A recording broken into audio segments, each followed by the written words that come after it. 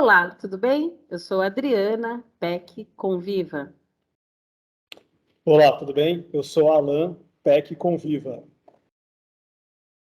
Oi, tudo bem? Eu sou Andréia Peck da Educação Especial. Bem-vindos à nossa TPC geral dessa semana. Em nossa TPC do mês passado, nós falamos sobre assédio, diversidade e rede protetiva. E ao final do ATPC, nós disponibilizamos um link onde pedimos sugestões de temas. Agradecemos a mais de 1.200 participações e o tema mais sugerido foi saúde mental nas escolas.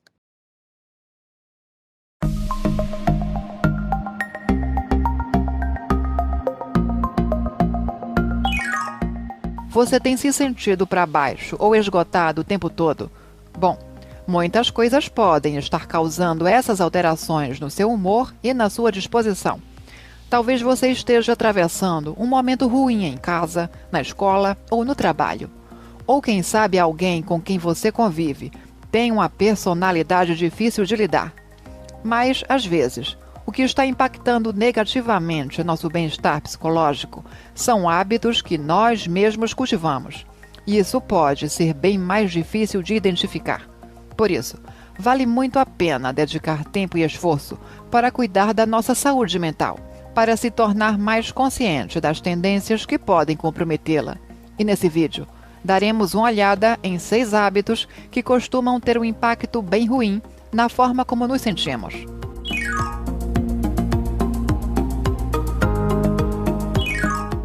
Você se considera um perfeccionista? Bom, o lado positivo disso é ter a disposição de garantir que tudo o que você faz será realizado de acordo com as mais altas exigências possíveis, o que pode fazer de você um profissional muito valorizado. Por outro lado, se o seu perfeccionismo está te fazendo estabelecer metas impossíveis de atingir, ou te faz rejeitar como um fracasso tudo o que não é perfeito, então isso vai acabar comprometendo o seu bem-estar mental. Sim, porque o perfeccionismo leva a sentimentos de incerteza, estresse e ao desenvolvimento do medo de falhar, que é uma ansiedade diante da possibilidade de ser julgado negativamente. E é claro que tudo isso abala sua autoestima e sua autoconfiança. Tudo por conta das expectativas irrealistas que você mesmo cria para o seu desempenho na vida.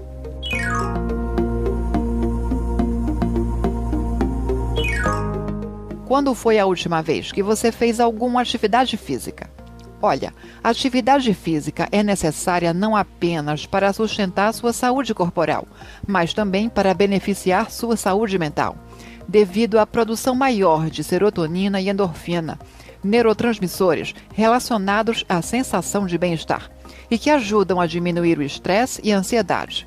Então, levar uma vida sedentária é um mau negócio para o corpo e a mente.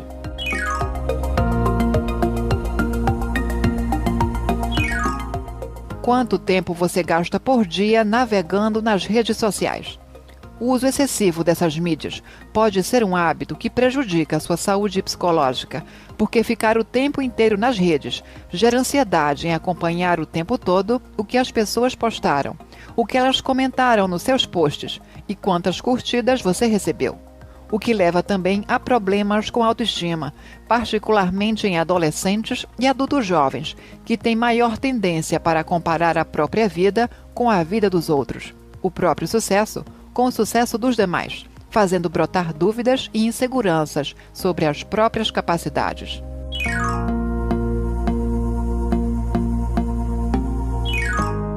Você é o tipo de pessoa que gosta de se preocupar? Sim, porque tem gente que adora achar um problema para chamar de seu.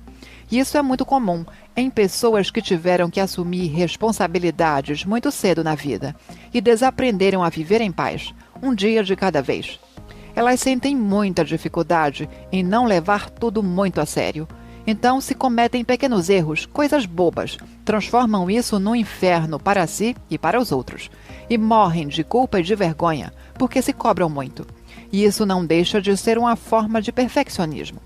E é claro que ser tão severo consigo, ser tão obcecado por estar sempre preocupado e achando que o mundo vai acabar, pode te deixar controlador, achando que precisa levar o mundo nas costas e jogando sua saúde mental lá para baixo.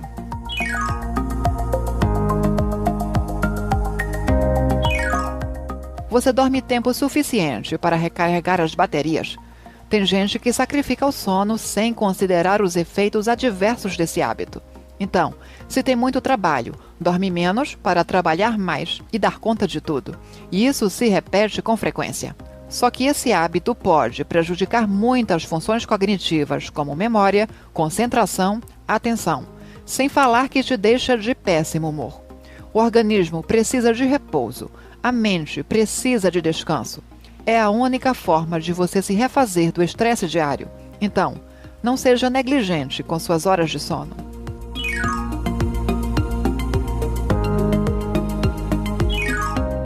Você gasta muito tempo pensando em coisas que aconteceram no passado e desejando que tivesse uma nova oportunidade para desfazer o que não é mais possível. Muitas pessoas caem na cilada do "e se?". E se eu não tivesse feito aquilo? E se eu tivesse dito de outra forma? E se alguém não tivesse me deixado? E se eu pudesse tentar outra vez? O que quer que você esteja ruminando, entenda que isso é pura perda de tempo, além de ser uma forma de se punir. É claro que é muito normal se arrepender de certas coisas. Ninguém tem um passado cor-de-rosa. Mas alimentar o hábito de ficar preso nesses pensamentos negativos não muda o que passou, só fazem seu presente ser péssimo. Porque isso alimenta sentimentos de vergonha e de culpa que te torturam sem nenhum resultado positivo. Você tem algum desses hábitos? Bom, hábitos são difíceis de quebrar, todos sabemos. Às vezes, quando o hábito ainda não está muito enraizado, ainda é como uma plantinha, nós conseguimos superá-lo ao reconhecer que ele não nos traz nenhum ganho, mas traz muitos prejuízos. Então, sempre que sentimos o impulso de repetir aquele hábito, paramos, refletimos e conseguimos nos desviar dele, por conta do cálculo de que vamos nos prejudicar. Mas há casos em que os maus hábitos estão profundamente enraizados, automatizados, incorporados à nossa forma de ser. E aí, podemos precisar de ajuda profissional para superá-los. Então, se você não consegue se libertar sozinho de comportamentos que estão te prejudicando, nosso conselho é que procure um profissional de saúde mental e recupere seu bem-estar. Hoje teremos um ATPC no formato de roda de conversa, onde teremos a professora Andréia e nós do Conviva, e nós falaremos hoje sobre saúde mental e transtorno mental, tá? Que envolvem aí alguns aspectos, entre eles o autocuidado, depressão, frustração, ansiedade e estresse. Mas o que vem a ser saúde mental? Segundo a OMS, saúde mental é o estado de bem-estar em que um indivíduo realiza suas próprias habilidades e consegue lidar com as tensões normais da vida e trabalhar de forma produtiva e mantendo relações interpessoais saudáveis e formando aí os seus vínculos afetivos. Na verdade, a capacidade para lidar com os desafios da vida, tanto positivos quanto negativos. Temos que aprender a lidar com todos os tipos de desafios e frustrações e emoções. E lembrando que a saúde mental ela envolve as habilidades cognitivas, emocionais, de comunicação e comportamentais. Vamos falar um pouquinho sobre as emoções. São, na verdade, estados afetivos diante de situações externas ou experiências internas que nos mobilizam, gerando reações fisiológicas, pensamentos e comportamentos. Alegria, tristeza, raiva. Como exemplo, a raiva. A raiva é um sentimento que ele não é ruim. Ruim é o que fazemos com ele. Então, eu posso sair brigando, gritando, dando soco em armário. Como eu posso parar, respirar, contar até 10, até 100, até 1000. Então, é o que fazer com esse sentimento que é a questão. As emoções, elas podem ser classificadas em 3 níveis. Então, a saúde mental são emoções positivas, um grau leve. Tristeza, medo, ansiedade, são sentimentos que nos movem a sair da zona de conforto. Mas nós temos também os problemas de saúde mental, que são as emoções em grau moderado, geralmente causado por algo inesperado, como a insônia, a irritabilidade, o estresse. E tem também o transtorno mental, que são as emoções tóxicas num grau intenso, como eu vou citar agora algumas características, mas em seguida a Andréia vai falar um pouco mais sobre os transtornos mentais. Então, são as dificuldades de lidar com suas próprias emoções, envolvem os distúrbios de emoção, pensamento e concentração, e levam ao comprometimento funcional, interpessoal, social, profissional, e que causam um grande sofrimento. O estresse, né? O que é o estresse? Muitas vezes a gente se pergunta, o estresse é uma reação natural do organismo humano quando nós vivenciamos algum tipo de medo, ameaça ou perigo. Então, naturalmente, o nosso corpo ele vai refletir as situações desse estresse, tá? E como que a gente sente esse estresse no nosso corpo? A gente começa a recorrer aí a alguns instintos, né, de sobrevivência. A gente fica com a audição mais aguçada, ou a nossa visão fica mais melhorada, porque a gente fica mais tensos em observar tudo aquilo ao nosso redor. Ficamos autocentrados, né? A gente tem aquela sensação de que tudo ao nosso redor parece que vem por cima de nós, tudo que está acontecendo de errado parece que recai tudo sobre nós, né? Então o estresse ele traz essa sensação também. E outra é uma diminuição na percepção do tempo. O que seria isso? A ansiedade aumenta e a gente tem aquela sensação de que tudo tem que ser para agora, tudo tem que acontecer agora. Então, essas aí são algumas das reações que nós temos ao estresse. O que nós podemos fazer para cuidar da saúde emocional? Primeiro de tudo, é bom a gente lembrar, né, falar aí sobre o autocuidado, né? Se eu estou cuidando de mim, é muito mais fácil eu vou conseguir ajudar os outros também, tá? E de que forma que eu faço esse autocuidado? Primeiro de tudo, eu tenho que identificar quais são as minhas emoções, o que eu estou sentindo naquele momento, como que eu posso reagir, né? Observar as reações dessas minhas emoções, observando também o que?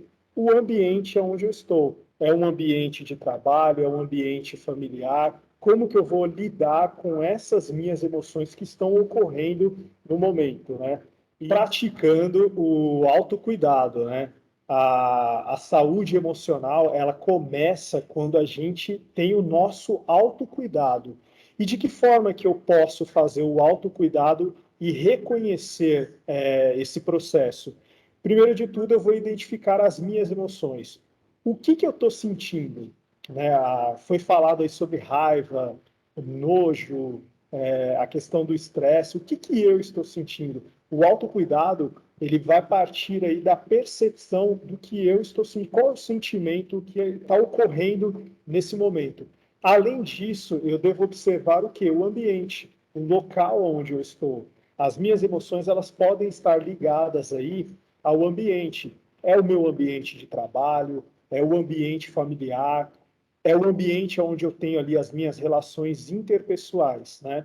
E dessa forma eu vou conseguir aprimorar as minhas maneiras de lidar com as frustrações, né? Só lembrando aí que a frustração ela está ligada aquelas questões de imprevistos que acontecem no nosso dia a dia também, tá?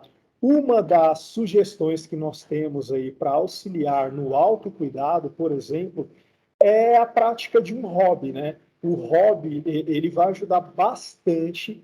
Se você, por exemplo, tem alguma atividade artística, uma atividade física para fazer, realize. Ela vai servir aí como uma prática de desestresse, por exemplo, né? Outra coisa que a gente pode citar aí para vocês como sugestão é o que os médicos, nutricionistas e também os professores de educação física sempre nos recomendam, que é uma alimentação e um sono de qualidade, tá? O que a gente deve pensar, né? Se nós não cuidamos de nós mesmos, né, nós teremos uma grande dificuldade para cuidar do outro também.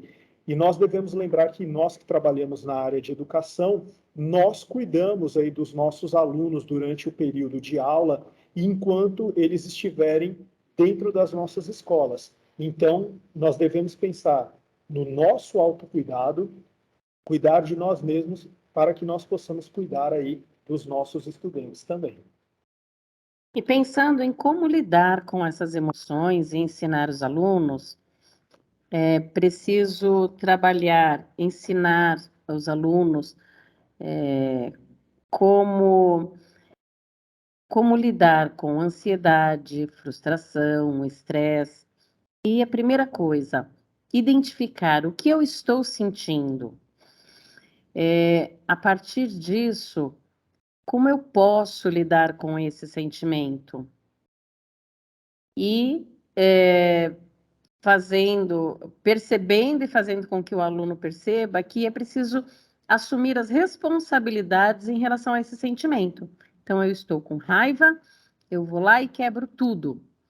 Preciso assumir a responsabilidade. Então, a partir do momento que os alunos passam a ter consciência dessa responsabilidade, ele vai poder parar e pensar: se eu agir de tal forma, eu vou ter que assumir determinadas responsabilidades. Também identificar o problema e pensar em soluções.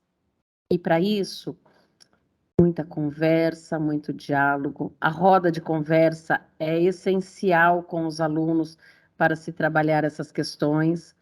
Ter uma relação amistosa com os alunos, gerando assim um ambiente positivo, gerando emoções positivas dentro da sala de aula. A gente deve lembrar que todo esse contexto de saúde mental, a questão de depressão, o estresse que a gente está passando, é por conta desse momento também de pós-pandemia, né? Nós devemos lembrar que nós ficamos 2 anos aí praticamente em pandemia, afastados uns dos outros, e esse retorno 100% presencial no ano de 2022, né, trouxeram bastante conflitos, né? Mas o que a gente deve levar em consideração? Depois da pandemia, nós estamos lidando com alunos aí que eles estão mais solitários, né? Eles passaram muito tempo aí distanciados dos colegas da escola, de parentes, né? Como primos, por exemplo. Durante esse período, esse isolamento social, ele fez com que as crianças perdessem aquelas brincadeiras em grupo. Então, o que vai acontecer? Hoje, os nossos estudantes, eles têm esse sentimento de estarem mais solitários e tem a questão também do individualismo que aumentou nesse período.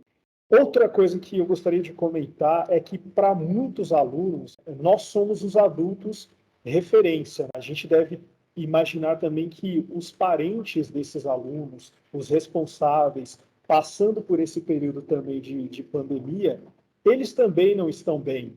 Então, quando os nossos alunos vão para a escola e nos têm como os adultos de referência, o que vai acontecer? Devemos ter o nosso autocuidado, né? Buscar estarmos bem psicologicamente, mentalmente, para que a gente possa ser realmente uma referência positiva para os nossos alunos. E lembrando também que a escola é um dos lugares onde é um espaço de socialização e apoio para esses alunos. Então, você, professor que está na sala de aula, lembre-se que você é o adulto ali que vai servir de referência para esses alunos, e se você estiver bem consigo, você também vai poder ajudar os nossos alunos. Agora a PEC Andréa vai falar um pouco com vocês. Olá, para falar um pouquinho sobre doença, síndrome, distúrbio e transtorno, eu trouxe uma historinha para vocês. Nós vamos pensar numa pessoa chamada José. José era um trabalhador muito aplicado, ele foi promovido a gerente na empresa onde ele trabalhava, e aí, depois dessa promoção, nós tivemos aí a pandemia. Então, pegou todo mundo de surpresa, era uma coisa que a gente achava que ia acabar logo, foi inesperado, demorou muito tempo, ficamos em casa. Trabalhando em casa, ele teve um aumento muito grande de trabalho. E aí, esse aumento de trabalho foi ficando cada vez maior e o estresse do José também. Como ele ficou muito, muito estressado, ele desenvolveu uma síndrome chamada burnout. Essa síndrome fez com que ele também tivesse alguns transtornos. Esse transtorno principal foi o transtorno de ansiedade, por conta das várias preocupações, das várias demandas, da insegurança da pandemia, da insegurança de não dar conta desse trabalho online, tudo muito novo, né? E aí, depois dessa síndrome que ele teve, depois desse transtorno, né, que ele também desenvolveu um distúrbio do sono, porque somado a tudo isso, mesmo sendo uma necessidade fisiológica, ele não conseguia relaxar por conta dos picos de estresse e não conseguia dormir. Então, nós temos uma pessoa que teve síndrome de burnout, transtorno de ansiedade, distúrbio do sono, e se não bastasse tudo isso, estamos falando de um período de pandemia, ele também pegou Covid. Então, Covid, uma doença. Então, para ilustrar um pouquinho, eu trouxe essa história do José, que passa por uma síndrome, depois um transtorno, depois um distúrbio e somado a uma doença. Então, a gente pode perceber que as pessoas podem desenvolver todas essas situações. Vai depender daquilo que ela está vivendo, vai depender da base emocional que ela está vivendo naquele momento.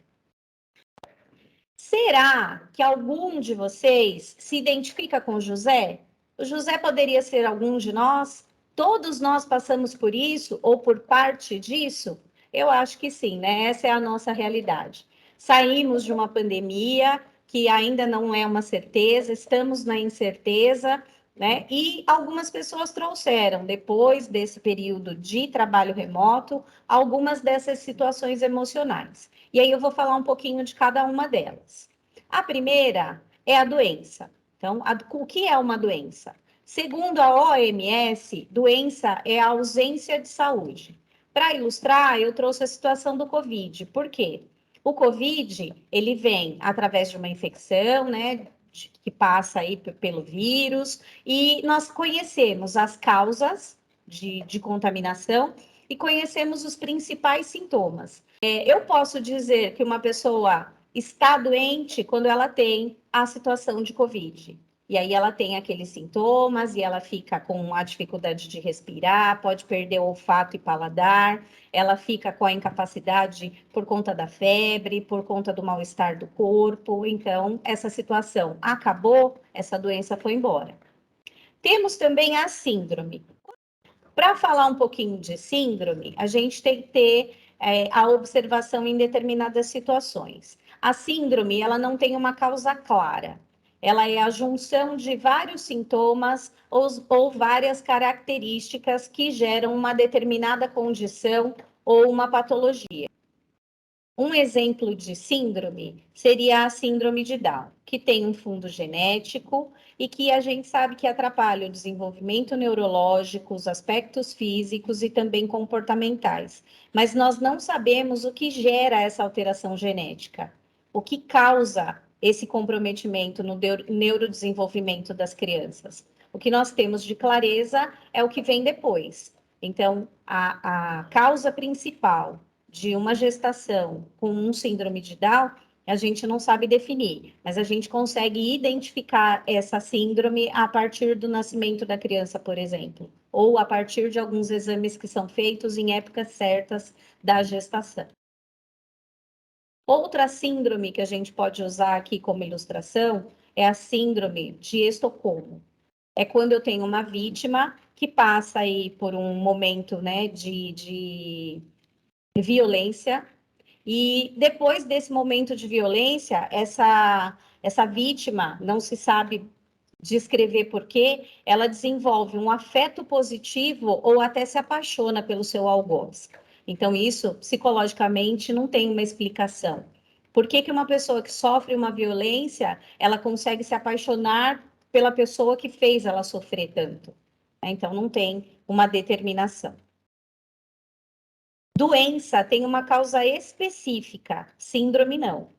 E a síndrome pode variar com o tempo, ela pode ser influenciada por assuntos ambientais e genéticos, e pode até sumir com o caso, como é o caso da síndrome do pânico ou a de burnout, com o tratamento clínico psicoterápico e farmacológico adequado, com os acompanhamentos feitos pelos profissionais da área.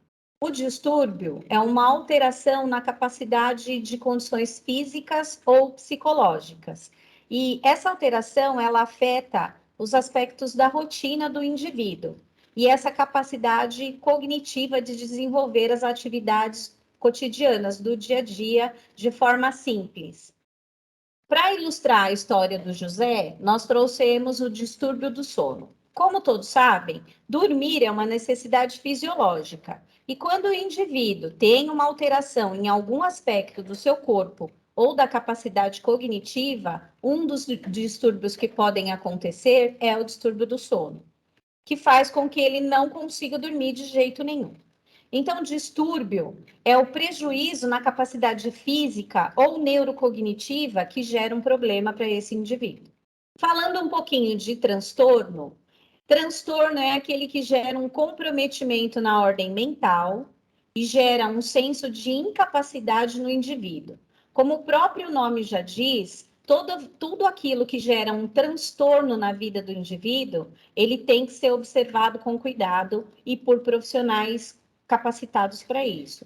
Os principais transtornos que nós temos na nossa sociedade são o transtorno de ansiedade, o transtorno de humor, o transtorno de personalidade, o transtorno bipolar e os transtornos do neurodesenvolvimento, que nessa parte a gente tem o TEA e o TDAH.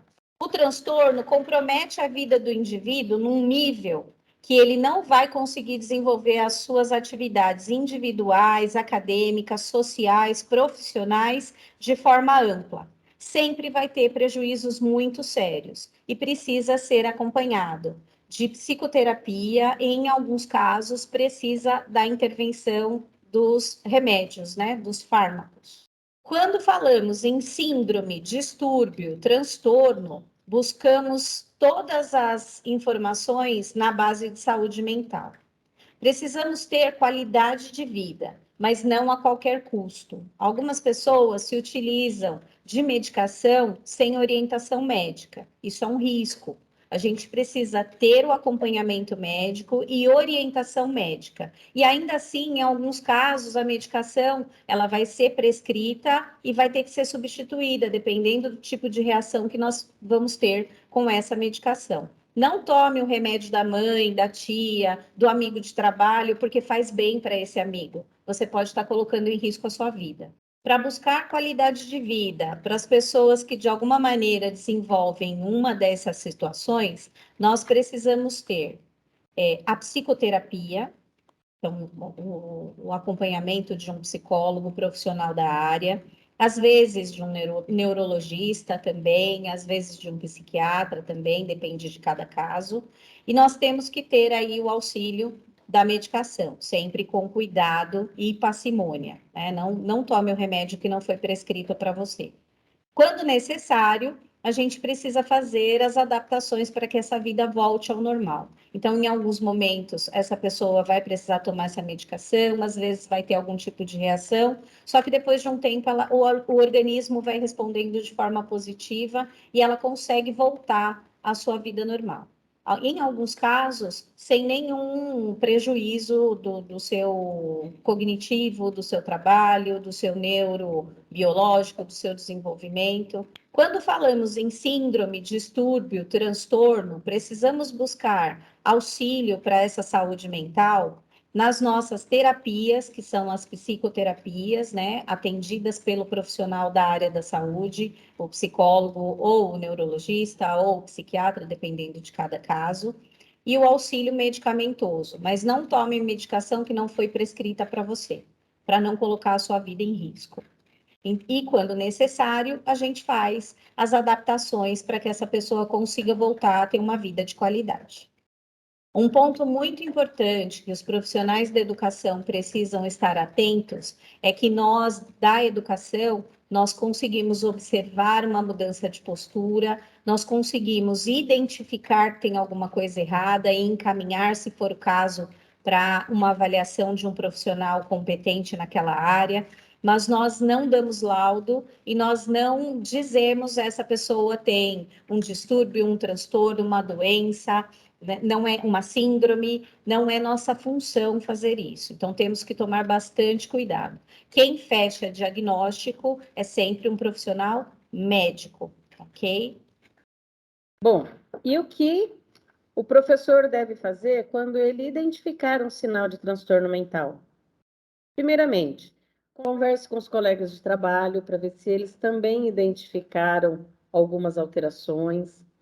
Converse com o próprio aluno, ou se o aluno não der abertura para isso, converse com os amigos do aluno, que eles podem saber se o aluno está passando por algum problema. E persistindo, encaminhe para a gestão, para que a gestão possa fazer os encaminhamentos devidos, como psicologia viva, ou encaminhar o aluno para a rede protetiva. Como disse a Andrea, o educador não faz diagnóstico. Nós só fazemos a observação e assim podemos estar encaminhando para um atendimento devido. Bom, pessoal, para a gente finalizar a nossa TPC geral dessa semana sobre Conviva e também sobre saúde mental, nós sugerimos para vocês, algumas escolas receberam esse livro, eu já vou mostrar para vocês, tá? Que fala sobre, conversando sobre saúde mental e emocional nas escolas, tá? Algumas escolas receberam e nós vamos deixar um link aqui no final do vídeo. Esse link você vai ter acesso a esse livro também em forma de PDF aí, tá? Abaixo também nós deixaremos aí um link de um questionário, um formulário para vocês responderem depois. Agradecemos aí a presença de todos em nosso ATPC. Muito obrigado e até a próxima. Tchau, tchau, pessoal.